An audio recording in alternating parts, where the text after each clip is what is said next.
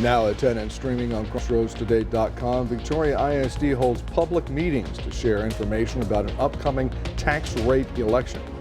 And Victoria County leaders are looking at alternatives to tax abatements in order to entice new business. And a big twist in the case of a church security team member who reported meeting two suspicious men in the church parking lot. We're going to have some terrific weather all over the crossroads while we watch to see what Milton does. Milton is a huge Category 5 storm and will have significant impacts on the west coast of Florida. I'll have all that coming up in just a moment. And Victoria West battles Alamo Heights this week in Week 7. That's coming up in sports. You're watching 25 News now at 10. Good evening and thank you for joining us. I'm Brubaker. And I'm Shawna Currie. Victoria ISD is giving information about the upcoming voter-approved tax rate election in November. The VATRE is a tax rate increase to boost wages for teachers and staff in Victoria ISD. If passed, it would create around $7 million in additional revenue for salaries. Teachers could see a salary increase from $1,500 to $7,000. Clerical staff and bus drivers would see a $2 an hour pay raise, and administration would see a 3% increase from the midpoint.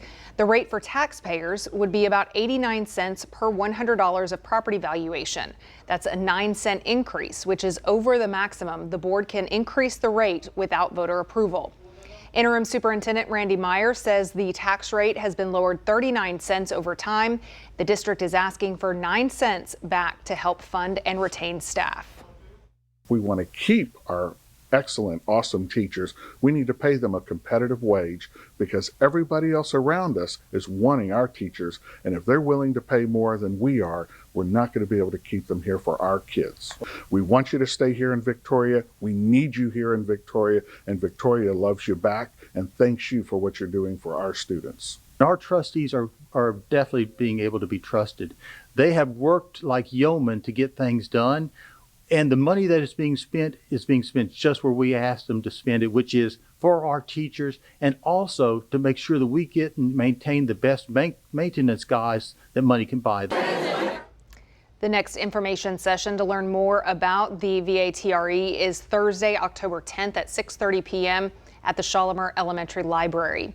The following meeting will be October 21st, which is the same day early voting starts. A voter-approved tax rate election is also on the November 5th ballot for Industrial ISD voters. Industrial ISD will hold a community informational meeting for its election tomorrow starting at 6 p.m. at the Lolita Fire Hall. A presentation will be followed by time for questions and answers. In our viewer poll today, do you plan to attend a voter-approved tax rate election information system soon? Yes, no, or already attended one. 87% of you now say no, that you have not attended one and don't plan to before the election day on November 5th. So thank you to everyone who voted. Victoria County officials are still unsure about how or even if any tax abatement plans should be presented. In what is known as the pilot program or the payment in lieu of taxes program, county officials could give a tax abatement status to new businesses, freeing them from a tax burden for a set period of time. But Victoria County officials could still request businesses to make payments to the county while in the tax abatement period. Jonas Titus with the Victoria Economic Development Corporation says that more research needs to be done to see if the pilot program is right for the county. Looking at continuing conversations with the Port of Victoria, VEDC, and other stakeholders to figure out what is the best way to craft a language that may include an inclusion of this payment in lieu of taxes to coincide with future tax abatements. County officials opted to not act on implementing a pilot program at this time in order to do more research. Titus says that with the expected growth at the Port of Victoria, any pilot program would perhaps interfere with growth at the port. Let's take a first look at your forecast with First Warn Storm Team Chief Meteorologist Mac Pettis. And the way Milton is going, Milton's going to affect a lot of ports and a lot of cities. Yes, sure. Even though the center of it is a far 700 miles away from us, It's going to propagate waves and surf all over. It's a Category 5 tonight with 85 mile an hour winds. The storm is only 60 miles from the Yucatan Peninsula, and so you can imagine they're getting hurricane force winds there tonight. Then it rolls to Florida, and it's going to be a serious business. We'll talk more about that coming up in just a moment. All right, well, Hurricane Milton quickly gaining major strength in the Gulf of Mexico. Now a powerful Category 5 hurricane, as Mac just said, on track to slam Florida's Gulf Coast later this week. It's now ranked as the third greatest 24-hour hurricane intensification on record.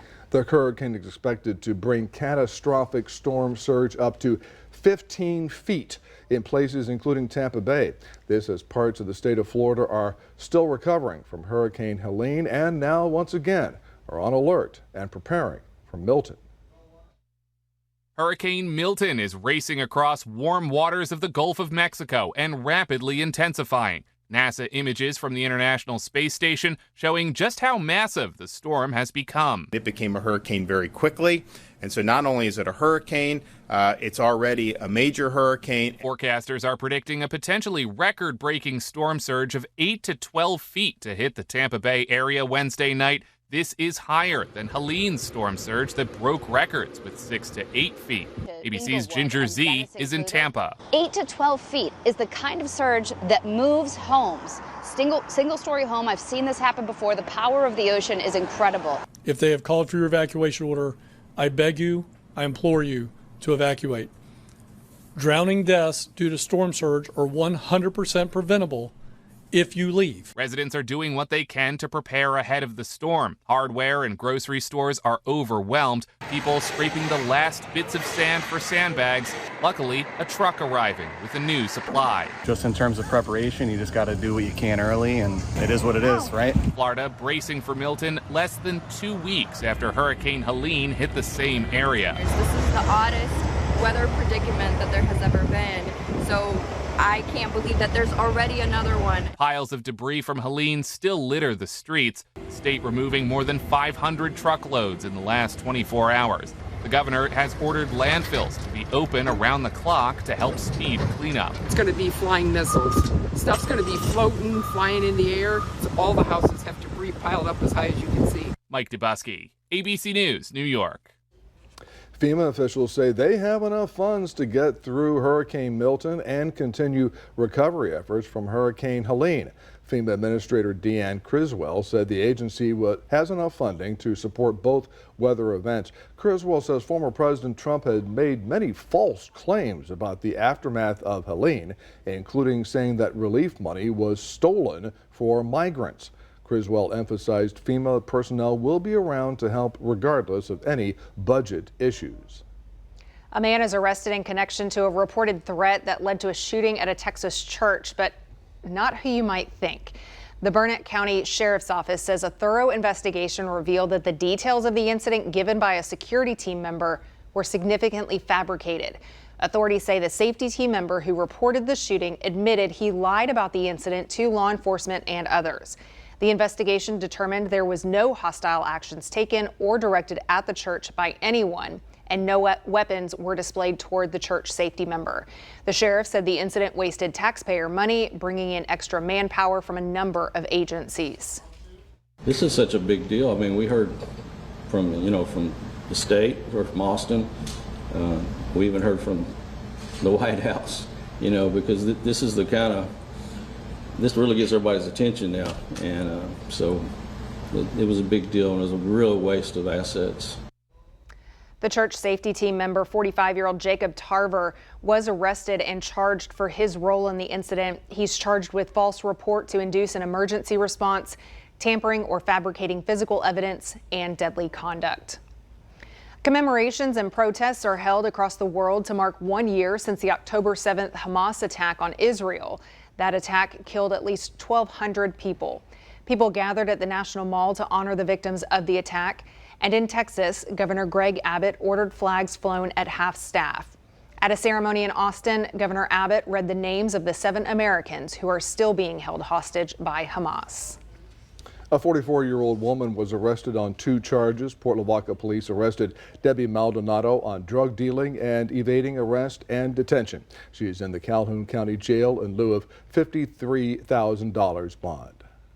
When it comes to the game of golf, women are driving unprecedented growth across the country. In North Texas, top-notch technology at the PGA of America Coaching Center in Frisco helped shape their game. Here's some details. He used a 7, right? I think so, yeah. I think so too. Okay. Power and grit. Well, that was beautiful. 15-year-old Grace Cronin of Frisco, who plays for Panther Creek High School, says the game of golf is her life. I've shot in the 80s, like high 80s. I've shot mid 80s. I've shot 70s, and I've shot a 69 before, and that's my PR. So Grace says she caught the bug when she was 5, all thanks to her dad. Well, I've been playing golf for as long as I can remember.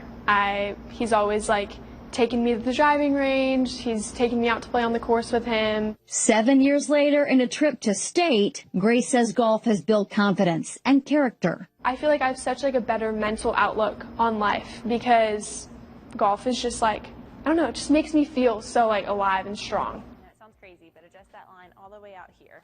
Okay.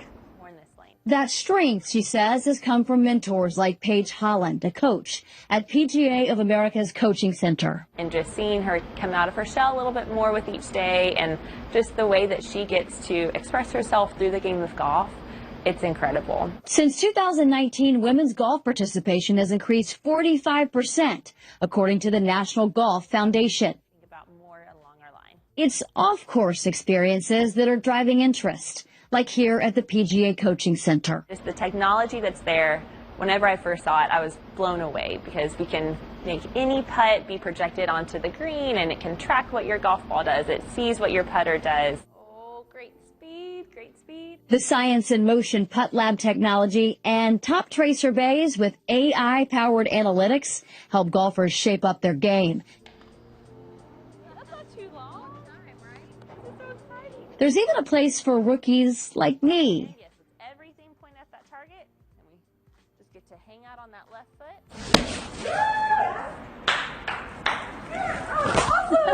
That was fun. But for those with much bigger dreams, At this point, college is the goal, and I'm really looking forward to making that dream a reality. the game for girls is more than teed up. Can you beat your dad? I can beat my dad.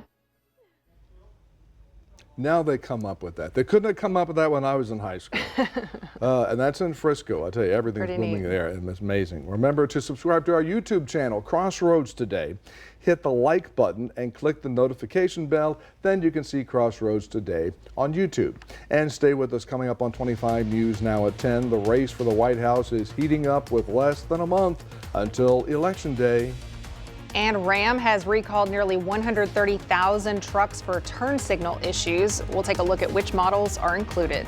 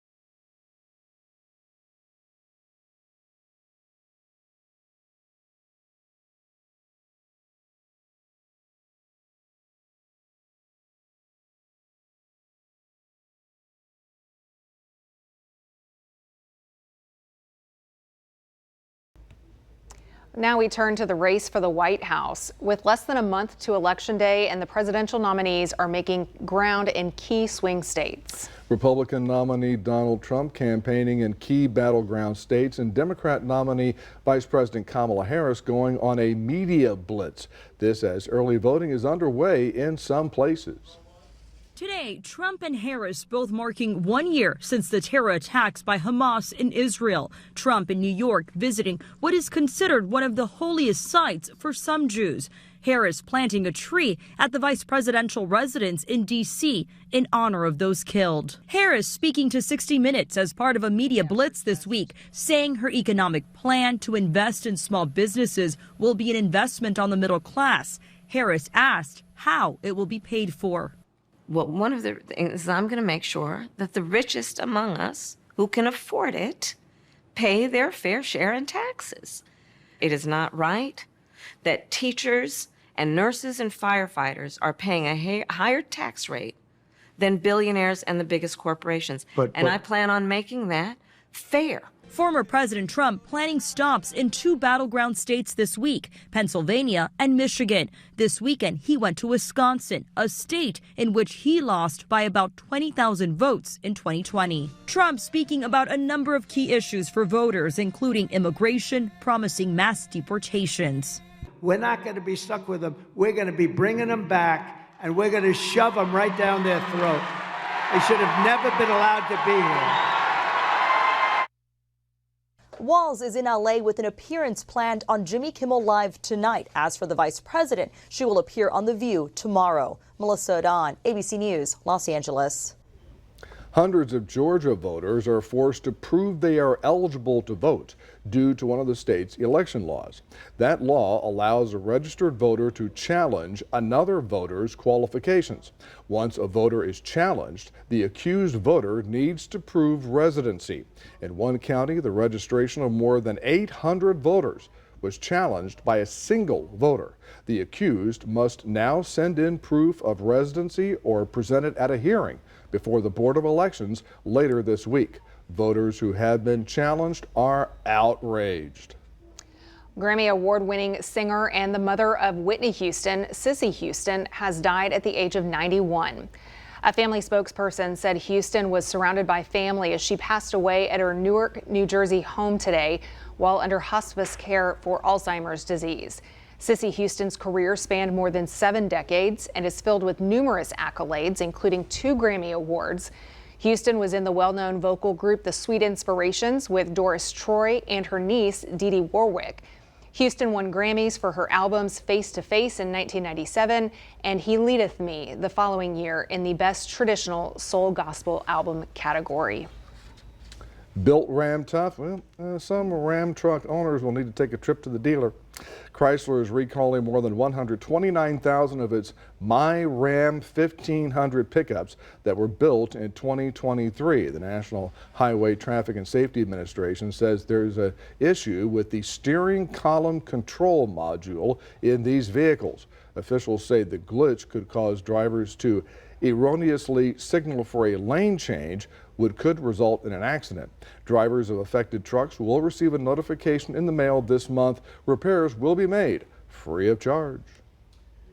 Well, good evening, everybody. We're at 74 degrees. I think the evenings are fairly comfortable. Daytimes may be a tad warm for middle October. Got up to 95 today. That compares to 87 where we're supposed to be, but we shouldn't complain. Think of what's going on the East Coast with Florida and Milton. We'll have the latest on that coming up after this.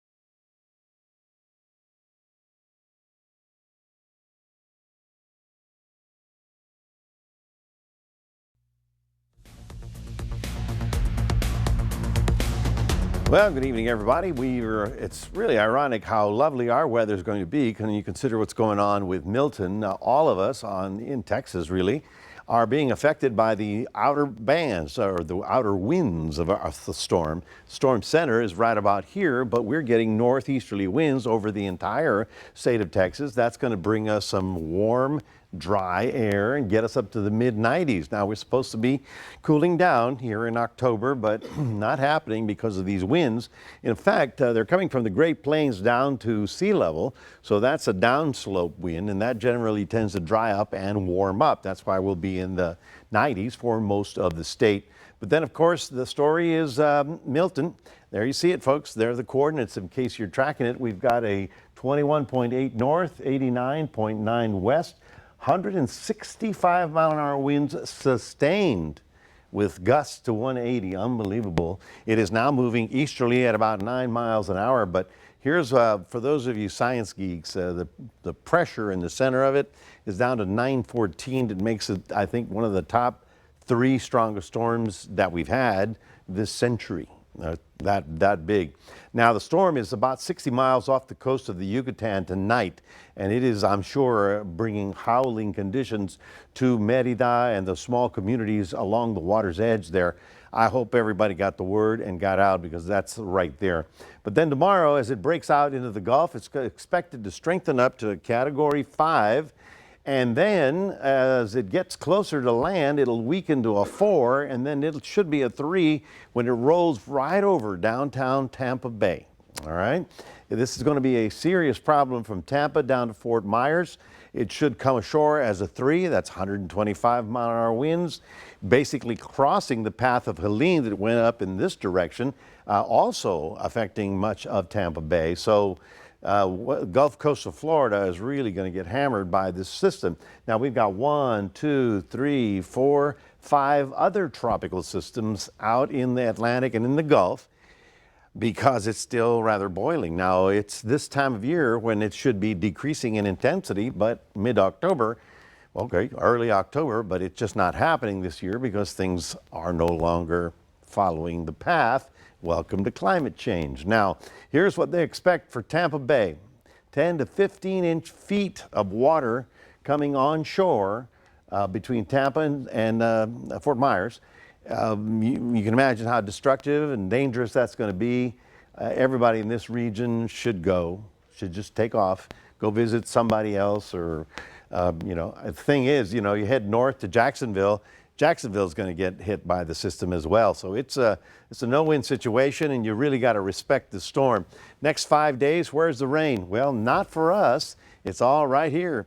And this is a 10 to 15-inch range of rainfall that's going to be occurring from the west coast to the east coast. So, pray for Florida. I tell you, they're going to need it. Sunny skies for us, lovely. 92 tomorrow down in Port Lavaca. Looking for the sunny skies, and a 95 in Cuero. Next 7 days, no rain in sight, folks. It's been almost 30 days that we haven't had any rain, so you got to add 7 more to that. That's your 7-day forecast, reminding everybody we do have a QR code. We'd love for you to scan that. Put Crossroads Today on your phone. And here's Maxwell with sports. Oh, by the way, happy birthday. Thanks, Mac. And also, I just wanted to say, hopefully everyone in the Tampa area can do well and stay safe there with the storm in Milton. But Goliad, they're ready to challenge the London Pirates from the Corpus area this week. That's coming up in sports.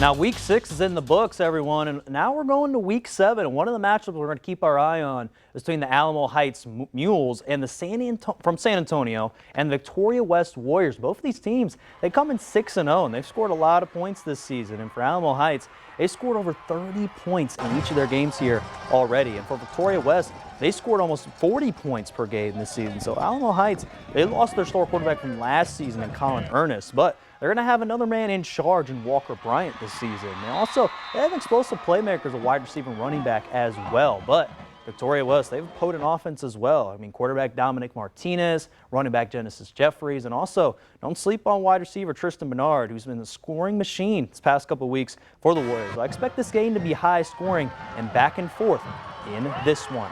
Another game we're going to look at here in week 7 is between the Goliad Tigers going to Corpus Christi area to face the London Pirates.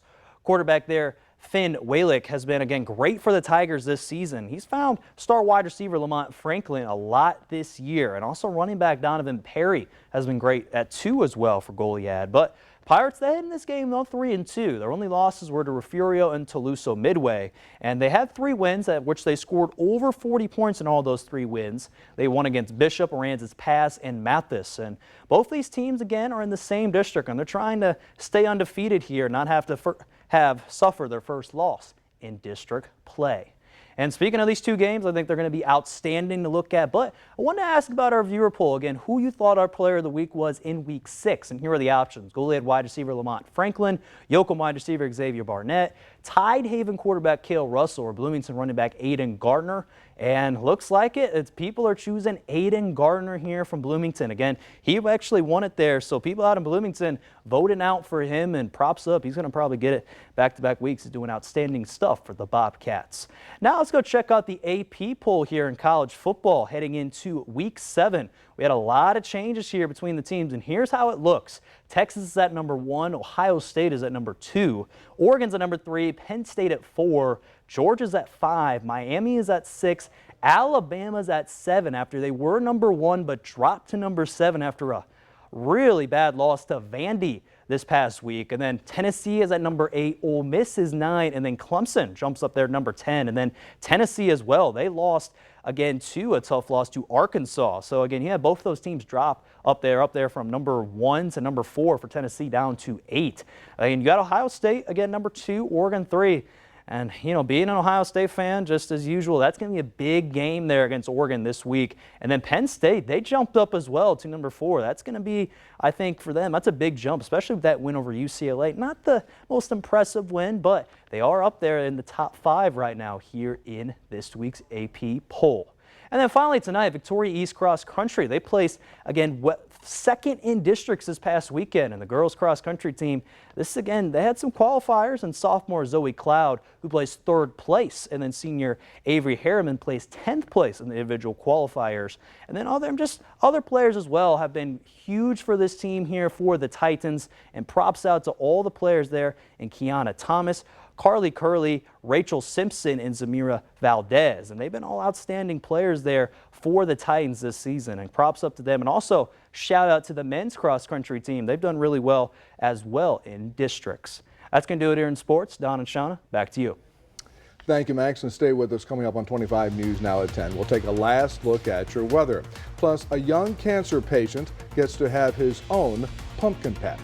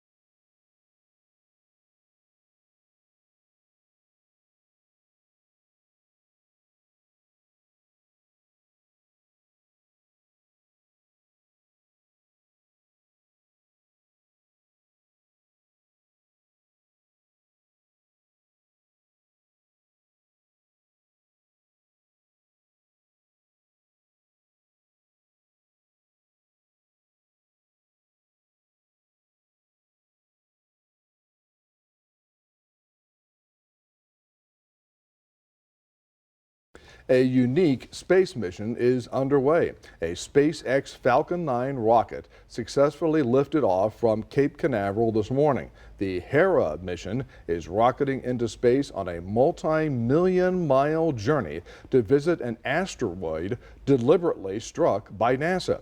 The Hera mission will study the aftermath that NASA's DART mission had on the asteroid. It's expected to provide valuable data for future asteroid deflection missions. Hera won't arrive at the asteroid until, 2026. Little travel there.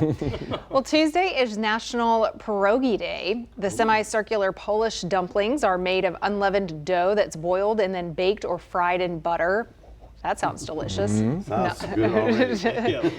They're stuffed with all kinds of great stuff like potatoes and cheese, really endless possibilities. There are dessert pierogies as well that are stuffed with fruit and can be covered with maple syrup, chocolate sauce, whipped cream, applesauce, all sugar-free, I'm sure, and healthy, but they looking at sound that amazing. video and you describing it, I gained 5 pounds.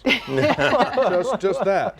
Yeah. Just that there. I've never had one, and I think that they really don't exist until someone brings some to the station tomorrow so that we can sample that, don't you think? Well, we'll have to find someone to bring them. Hey, hopefully someone heard that from Matt. Think about, we've never had any. I've done the kolaches, but sort of missed that one. Folks, we're looking at beautiful sunshine pretty much through the next 7 days. No rain in sight. 2 little fronts are actually going to bring us a northerly wind courtesy of Milton that will actually stay on the warm side of the 90s, but give us some dry air that'll get us at least cooler evenings for the next few days. We'll certainly have the latest on Milton tomorrow morning. Thank you, Mac. And finally tonight, in April of this year, Christopher Collins was diagnosed with Wilms tumor at just 6 years old. Since he is immunocompromised, he can't be around too many people. His grandmother used social media to ask people where she could find cheap pumpkins and told them about her grandson. Within hours, people were offering to donate pumpkins to them. Christopher was able to enjoy his own pumpkin patch. As a way to pay it forward, the family is now giving away the pumpkins to families who cannot afford one. That is love so that heart-touching. I love it. Yeah. Absolutely. Well, thanks for joining us tonight. All right, sunrise starting at 5 a.m. Good night.